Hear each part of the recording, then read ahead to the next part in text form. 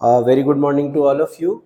Again, I welcome you to class of pharmacology and we'll be discussing ग्लाउकोमास, है ना। तो ये कंडीशन ऐसा है जो इंडिया में बहुत कॉमन है ना, स्पेशली बच्चों में कॉमन होता है और इसके कारण ब्लाइंडनेस के बहुत सारे केसेस देखने को तुमको मिलेंगे। तो मैं कोशिश करूंगा कि कुछ कुछ पिक्चर्स भी मैं तुमको दिखाऊं सो दैट तुम कोरिलेट कर पाओ इसको, है ना। So definition क्या है? It is an optic neuropathy with characteristic appearance of the optic disc and specific pattern of the visual field defects, है ना, in which raised intraocular pressure is one of the primary risk factors. ठीक है, तो ये जो raised intraocular pressure है इसके कारण क्या होता है, ये जो हम लोग का ऑप्टिक डिस्क है वो ऑप्टिक डिस्क क्या हो जाता है, डिस्ट्रॉय हो जाता है, डैमेज हो जाता है, जिसके कारण हम लोगों का देखने का जो कैपेबिलिटी है पेशेंट का, वो विजन जो है उसका लैप्स कर जाता है और पेशेंट ठीक से देख नहीं पाता है।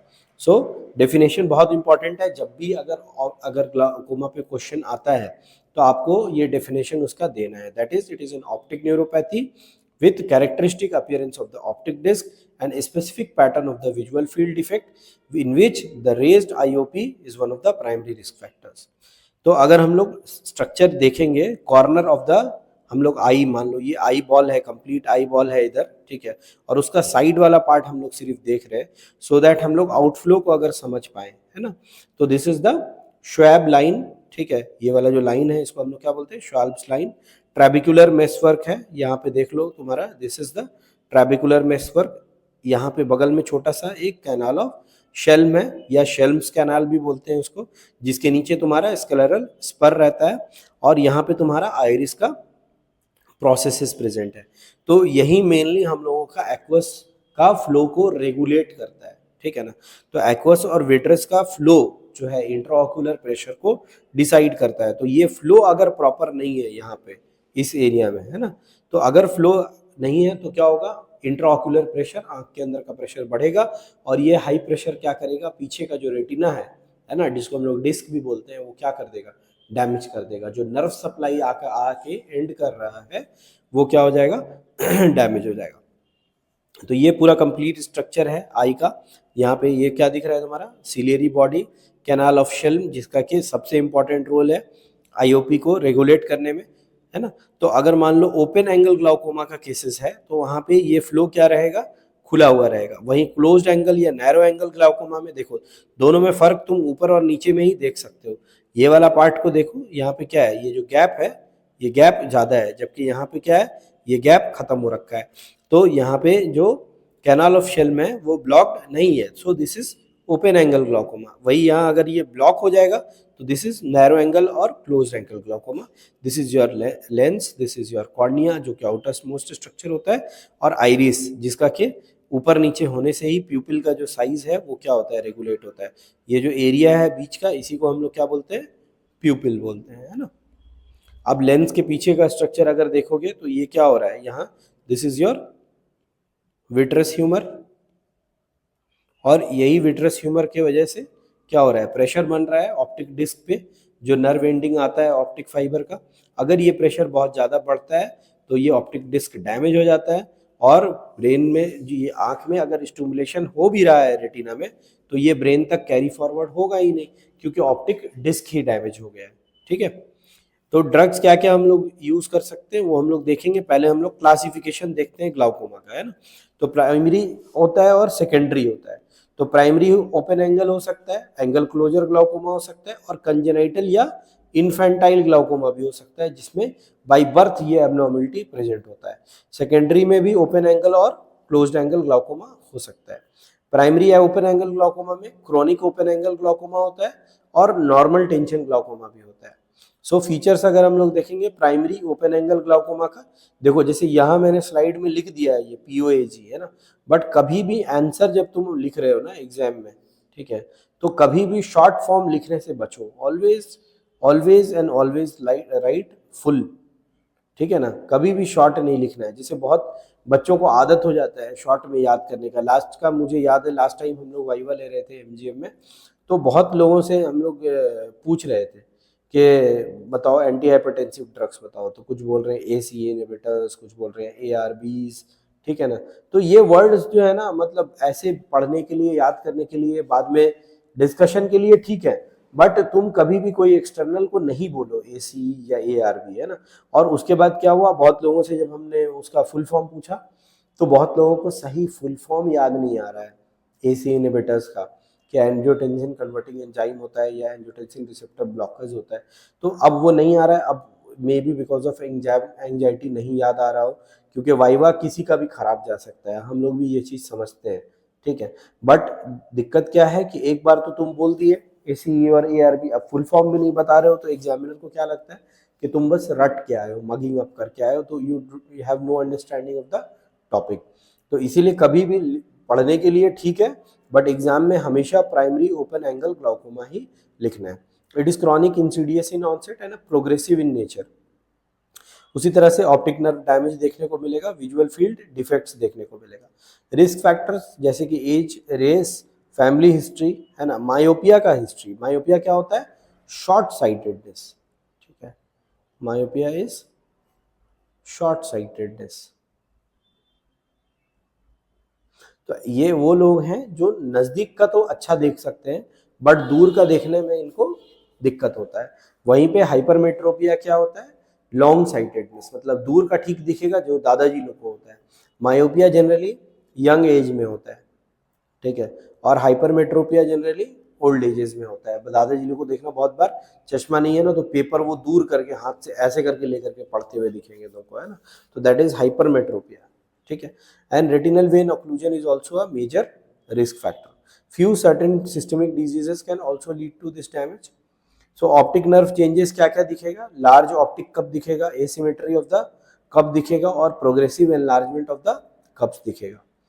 फोकल अगर तुम देखोगे तो नैरोइंग होगा, नॉचिंग होगा रिम का, and vertical elongation of the cup. तो ये सब ऑप्टिक नर्व चेंजेस हैं जो देखने को मिल सकता है। अभी सेकेंड ईयर के लिए, एमबीबीएस के लिए ये उतना इंपॉर्टेंट नहीं है, but PG point of view से अगर तुम नीट पीजी के लिए पढ़ रहे हो तो उस टाइम में क्या एज्यूम किया जाता है कि तुम ऑप्थेल भी पढ़ चुके हो, तो उस टाइम में ये चीजें भी तुमको पूछी जाएंगी। So cupping of the rim margin, regional pallor, ये सारे फोकल चेंजेस हैं, and these are the generalised changes. Splinter haemorrhage देखने को मिल सकता है, नर्व फाइबर का लॉस देखने को मिल सकता है। सो अगर लैमिना क्यूबिरोसा एक्सपोज हो गया तो उसके कारण भी डैमेज और क्या होगा, बढ़ता जाएगा। बायोनिटिंग साइन देखने को मिल सकता है, nasal displacement of the vessels and baring of the circumlinear vessels. Peripapillary crescent भी बहुत बार देखने को मिलता है। तो this is the picture of a normal optic disc, ठीक है।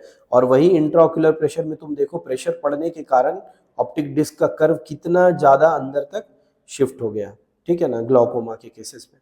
तो जब हम लोग फंडोस्कोपी करते हैं,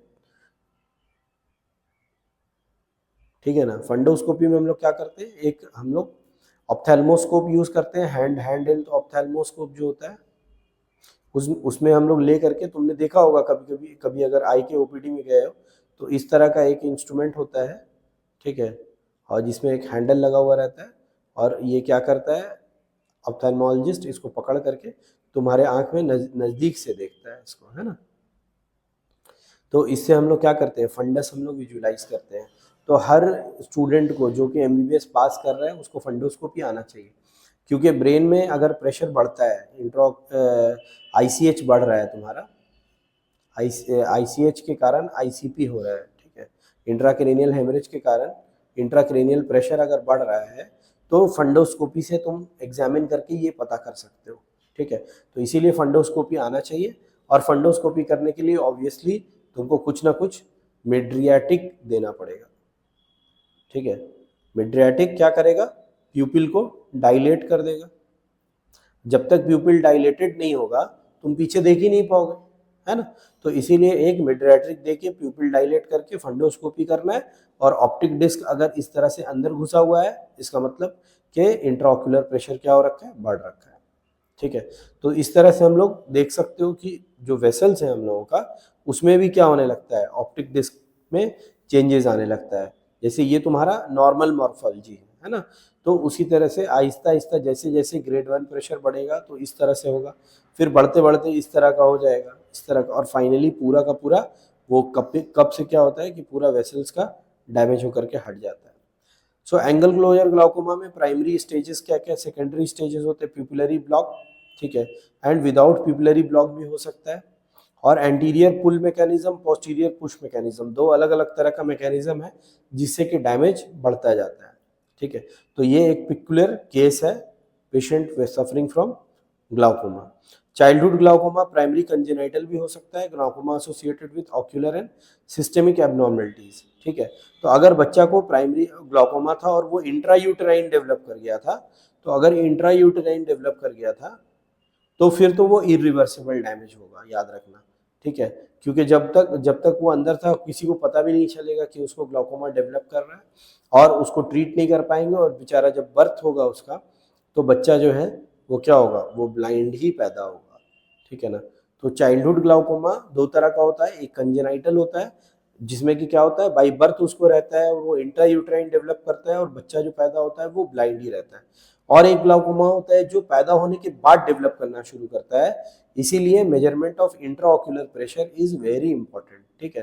तो एक इंस्ट्रूमेंट होता है टोनोमीटर, ये टोनोमीटर को आंख के ऊपर लगा करके, आजकल तो और भी अलग अलग तरह के मेथड्स आ गए हैं, ये तो क्रूड हो गया आज के फॉर्म में, बट फिर भी अगर मान लो रिसोर्स पुअर कंट्री है या जहां वहां नहीं है उतना फैसिलिटीज, तो टोनोमीटर को सिर्फ आंख के ऊपर रख के प्रेस करके हम लोग आंख का प्रेशर हम लोग जांच सकते हैं। तो इंट्राऑक्यूलर प्रेशर चेक करना बहुत जरूरी है, ठीक है। देखो, this is the case of childhood glaucoma, this is also one of the cases जिसमें कि बच्चा चाइल्डहुड ग्लाउकोमा से ग्रस्त है। सो बीटा ब्लॉकर्स इसमें बहुत ज़्यादा यूज़ होते हैं, यही मेन रीज़न है हम लोगों का इसको इस टाइम पे डिस्कस करने का, जब हम लोग एड्रिनर्जिक ड्रग्स को डिस्कस कर रहे हैं। तो नॉन सेलेक्टिव होता है रिसेप्टर पे कौन, टिमोलॉल, टिमोलॉल को हम लोग 0.25 से डबल कंसंट्रेशन 0.5 में यूज़ करते हैं, ट्वाइस डेली डोजिंग में भी यूज़ कर सकते हैं। बिटॉक्सोलॉल लॉन्ग ड्यूरेशन ऑफ एक्शन है, काफ़ी अच्छा लंबा देर काम करता है, 0.5 कंसंट्रेशन में, also it is beta 1 selective, तो वंस डेली डोज में इसको हम लोग यूज़ कर सकते हैं। लिवोबियोनोलॉल नॉन सेलेक्टिव है, इसको भी हम लोग ट्वाइस डेली करके यूज़ कर सकते हैं, और भी एग्जांपल्स हैं बट ज़्यादातर सबसे ज़्यादा यूज़ यही 2-3 ड्रग का होता है। Beta blockers mechanism of action, they bind to the beta adrenergic receptors and block the sympathetic transmission, जिसके कारण क्या हो जाता है, it can lead to lowering of the intraocular pressure by reducing the aqueous production by as much as 30 to 50%, ठीक है ना। तो ये काफ़ी बड़ा नंबर है, and most of the beta blockers are non-selective. Beta-oxolol is beta-1 selective and used to reduce the pulmonary side effects, ठीक है। तो ये अगर तुमसे कभी पूछ देता है कि कौन सा ऐसा बीटा ब्लॉकर है जो बीटा 1 सेलेक्टिव है और आईओपी लोअरिंग में यूज होता है, ये भी याद रखना है। देखो, most of the cardio selective beta blockers जो है ना, वो इंट्राऑक्यूलर प्रेशर कम करने के लिए यूज हम लोग नहीं करते हैं, ठीक है। But betaxolol is a beta 1 selective drug which can reduce obviously pulmonary side effect and can also be used for cases of glaucoma. So side effect क्या क्या है, ocular side effects are stinging, burning, it can cause photophobia, blurring of vision, dry eyes and corneal anesthesia can also occur, and it can also lead to allergic conjunctivitis. Systemic heart block करा सकता है, cardiac failure, asthma, precipitate करा सकता है। जो भी non selective beta blocker है obviously वो क्या है, तुम्हारा हार्ट पे भी इफेक्ट दिखाएगा, और ये बहुत रेयर केसेस में होता है, ये याद रखना है, क्योंकि जो ड्रॉप के फॉर्म में हम यूज कर रहे हैं ना ड्रग, उसका कंसेंट्रेशन बहुत कम है और वो डायरेक्टली आई पे काम कर रहा है, तो वो सिस्टेमिक एब्जॉर्प्शन उसका बहुत थोड़ा होगा। Contra indication obviously congestive heart failure के केस में, पेशेंट जिसमें कि ऑलरेडी हार्ट रेट बहुत लो है, लेस देन 60 हार्ट रेट जा रहा है, तुम उसमें दोगे तो क्या होगा, और ज़्यादा हार्ट रेट कम हो जाएगा। ब्लॉक्स के केस में हार्ट ब्लॉक पहले से ही है उसको, है ना, ईसीजी एक सिंपल सा कर करके हम लोग पहले ही क्या कर सकते हैं, डिसाइड कर सकते हैं इसको।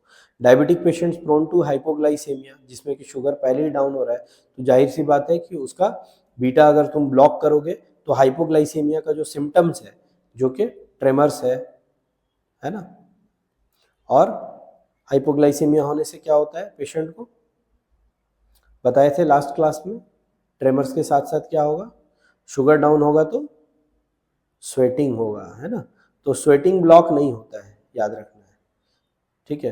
हार्ट रेट इंक्रीज करता है, ट्रेमर्स होता है, ये दोनों को क्या करेगा, बीटा ब्लॉकर ब्लॉक कर देगा मगर स्वेटिंग को ब्लॉक नहीं कर पाएगा। सिमिलरली आस्थमा और सीओपीडी के केस में क्योंकि सीवियर ब्रोंको कॉन्स्ट्रिक्शन करा सकता है तो इसीलिए वहाँ पे यूज़ नहीं करेंगे। दो फिर से मैं बताऊंगा कि जो हम लोग ग्लाउकोमा के केसेस में अगर ड्रॉप यूज़ करते हैं तो उसका कंसंट्रेशन बहुत थोड़ा होता है, उससे अस्थमा या सीओपीडी प्रेसिपिटेट होना इज हाईली अनलाइकली। एक और ग्रुप ऑफ ड्रग्स है जो हम लोग यूज़ करते हैं जब हम लोग ग्लाउकोमा पढ़ रहे हैं तो हम लोग उसको देख लेंगे। दो ये ऑटोनॉमिक नर्वस सिस्टम से अलग है, कार्बोनिक एनहाइड्रेज इनिबिटर जो कि both topical and systemic carbonic anhydrase inhibitors can reduce intraocular pressure by reducing the aqueous production, जैसे ब्रिंजोलामाइड, डोरजोलामाइड, ये एसिटाजोलामाइड इसका बेस मॉलिक्यूल था, वहां से इसको डिराइव किया गया। ऑकुलर साइड इफेक्ट कुछ कुछ है इसका, जैसे इरिटेशन, स्टिंगिंग, है ना, सुपरफिशियल पंक्टेट केराटाइटिस और एलर्जिक कंजक्टिवाइटिस। कुछ कुछ और हो सकता है जैसे एनोरेक्सिया, वेट लॉस, पैरेस्थेसिया, फटीग, मेलाइस और पोटेशियम लॉस ड्यू टू डाययूरेसिस यानी हाइपोकैलेमिया भी ये करा सकता है। किसी किसी केस में स्टीवन जॉनसन सिंड्रोम जो कि एकदम बहुत सीवियर एलर्जिक रिएक्शन है ड्यू टू सर्टेन मेडिकेशंस, वो हो सकता है। कभी कभी स्टीवन जॉनसन सिंड्रोम पे ना शॉर्ट आंसर क्वेश्चन लिखने के लिए आता है एग्जाम में। उसी तरह से few blood dyscrasias and renal diseases can also happen. Contraindicated in patients with sulfa allergy, है ना, systemic, not to be used in patients with renal diseases, renal insufficiency and severe obstructive pulmonary disease and diabetic ketoacidosis.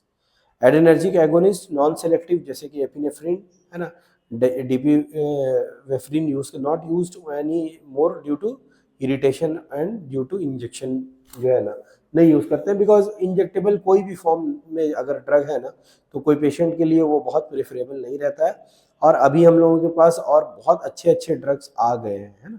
तो alpha 2 selective जैसे apraclonidine and brimonidine are also available.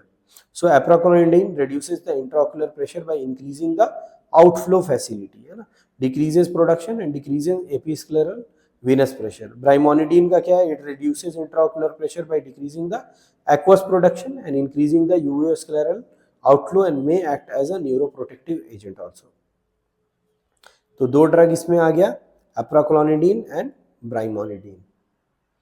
Adrenergic agonist का adverse effect आता है जैसे कि about 1/3 of the patient develop ocular allergy from apraclonidine, allergy to brimonidine is less common. Newer formulation with Purite preservatives have even further reduced the incidences of allergy and life-threatening hypotension and apnea has been reported in infants due to use of brimonidine। Hyperosmotic agents भी हम लोग use करते हैं intraocular pressure को घटाने के लिए, जैसे मैनिटॉल हो गया। They reduce the intraocular pressure by increasing the osmolality of the intravascular fluid and as blood barrier they prevents their entry into the vitreous and osmotic gradient is established causing fluid to leave the vitreous to enter the intravascular space, जिससे क्या होगा, IOP finally घट जाएगा। Side effect obviously avoided in patient with compromised cardiac function, cerebral dehydration may cause headache and disorientation and oral glycerol is avoided in diabetics and it is contraindicated in cases of renal failure, cardiac failure. Glycerol is avoided in diabetics। और ये क्या है, osmotic agent को हमेशा kidney failure patients में कम use नहीं use करना है। इनफैक्ट प्रोस्टाग्लैंडिन एनालॉग्स बहुत ज़्यादा आजकल यूज होने लगे हैं, लाइक लेटानोप्रास्ट, ब्रेमेलोप्रास्ट, है ना, ये आजकल ड्रग ऑफ चॉइस बनते जा रहे हैं केसेस ऑफ ग्लाउकोमा में, ठीक है। तो बहुत लो कंसेंट्रेशन में लेटानोप्रास्ट और वंस डेली डोजिंग में आपको एफिकेसी दिखा रहा है ना, 0.05% में तुम्हारा काम कर जा रहा है। Other drugs are bimatoprost, travoprost, isopropyl, unoprostone. Mechanism of action, it increases the uvoscleral outflow and also the trabecular outflow, it decreases production। Cholinergic, pilocarpine, इकोपेंथलेट भी हम लोग यूज कर सकते हैं बट उसका यूज उतना एफिकेशियस नहीं होता है, इसीलिए ज़्यादातर केसेस में हम लोग जो इनिशियल मैनेजमेंट मैंने बतलाया उसको हम लोग यूज करते हैं। बट मैनेजमेंट ऑफ ग्लाउकोमा अगर आ रहा है तो आपको hyper osmotic agents, adrenergic agents भी आप लोग को बताना है, ठीक है। 5 नंबर का क्वेश्चन जनरली आता है इसमें, तो इसको अच्छा से प्रिपेयर